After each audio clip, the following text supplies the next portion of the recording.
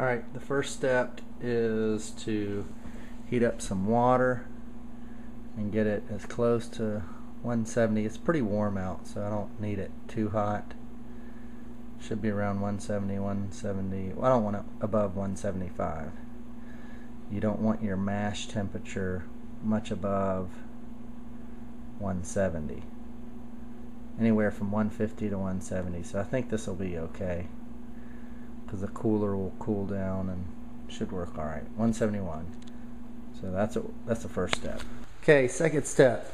I have my cooler that I've converted into a mash tun. This is where you're basically going to steep the grains.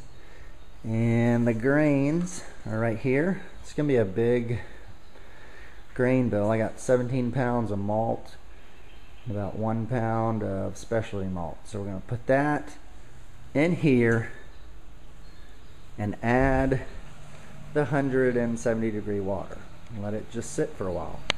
Okay, we have added the grain. You can just see it's all right in here. Pretty hefty grain bill, so it's about half the cooler. It's about 18 pounds of malt, and we're going to add the water and make the mash, and then let it close the top and let it sit. When you do that, make sure your valve is closed. That's going to be closed. Going that way is open. Okay, here you need one of these big handy dandy plastic spoons from the beer store. I've added the 170 degree temperature water to the grain in the cooler. I'm just going to stir it up a little bit and take a temperature reading and then shut it. So it should make, some very tasty beer. Kind of looks like oatmeal. So you want the, this is what's called the mash. You want the mash temperature anywhere from 150 to 170. You don't want it above 170. Looks about right.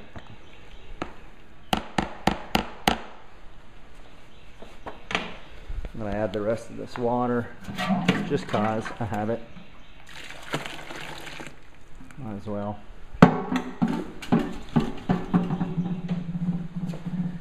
Give it one last stir. Look at that. This is we're making an Alaskan Amber this time. Did my sister's request. Actually, it was very tasty. I would be making another one anyway. And let's see. Get a little temperature reading here. 70, can you see that? 102.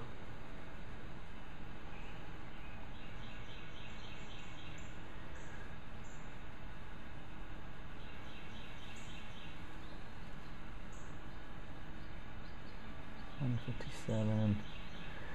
Should be close to 160. It's about 65 degrees out, I would imagine. It's not too cold. That's close enough, 160.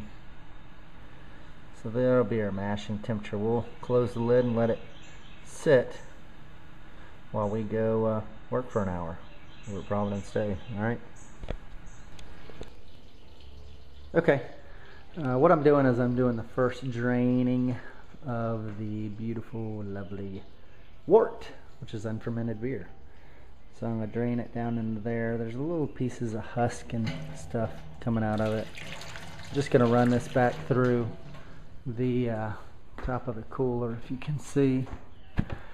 Lovely unfermented beer. There it is. It smells very yummy. Alright, so I'm going to cycle that through a couple times, and then I'm going to drain straight into the pot here, which is got the burner connected, just haven't lit it yet.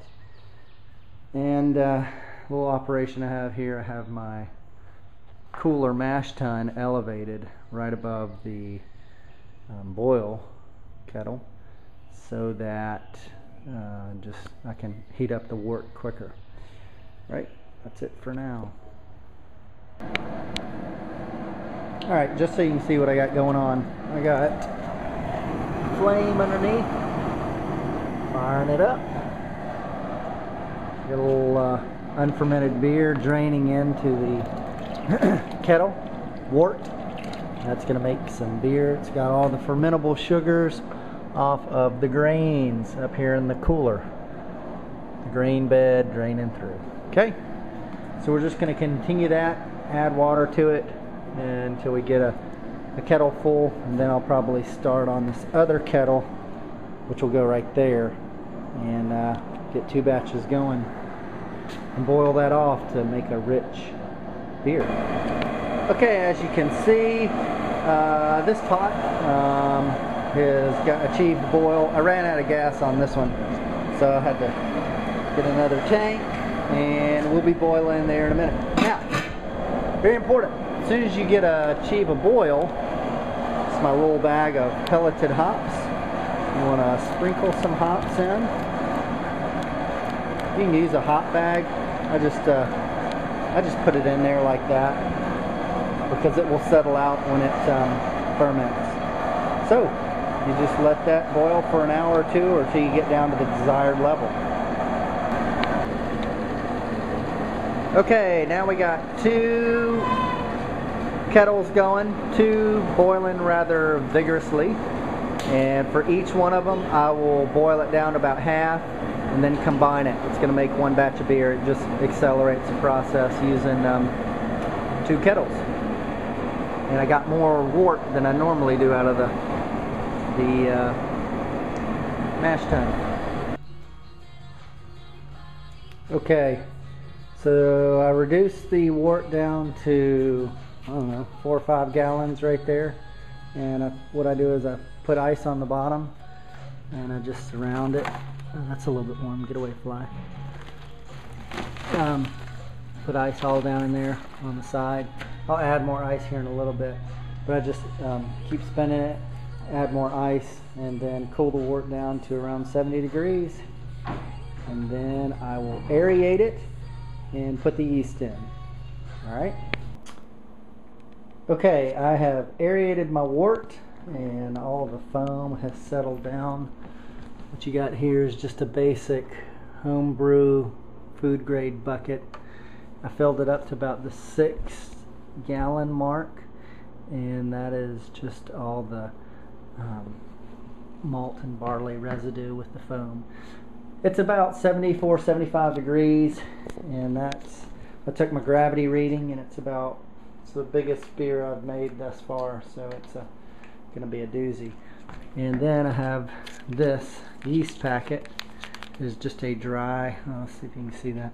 It is just a dry ale yeast.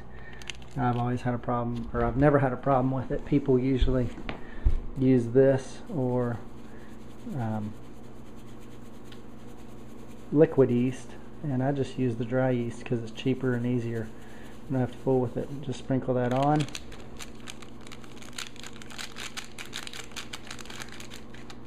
Make sure you get all of it out of there, rather. And then you pop the top on. Here's the brew bucket. I've sprinkled the yeast in it. It's about 6 gallons. And then I will get my tubing. It's about 4 or 5 feet. You can see it. I'm gonna put one end in the hole right here. Okay, hopefully you can see that. I ran the hose through the bottom. You got a little rubber grommet here, and this is the top of it. So I will place this right about here along with the spigot, which is of course closed, otherwise the beer would be going everywhere all over the floor. Make sure that is on, like so.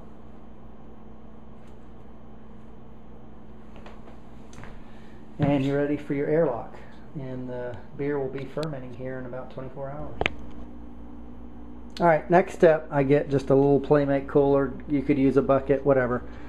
And I put a brick in the bottom, and I put about 1 inch of water in it, and then I will run the tubing down through the water underneath the brick, thus creating an airlock. The CO2 can escape through the hose, and polluted, bacteria-ridden air cannot get in. Okie dokie, here we go. So I got my beer, just put the yeast in it. Got the hose, getting ready to create the airlock. The way I do that, simply put the hose underneath the brick. The brick holds it underneath the water. Pretty simple. And put a little negative pressure on there, push the air out, and let it wait. That's it. Set it and forget it. I slide it into the hall closet, the front. Keep it nice and cool, about 70 degrees, nice and dark. No one will disturb that. I'll set it in there and it will do its thing in about 24 hours. Okay, here we are. A little bit past 24 hours. Wow, there's a lot of foam coming out of the top of it. Wow, a lot of foam and a lot of blow off. Wow, it's like an explosion down there.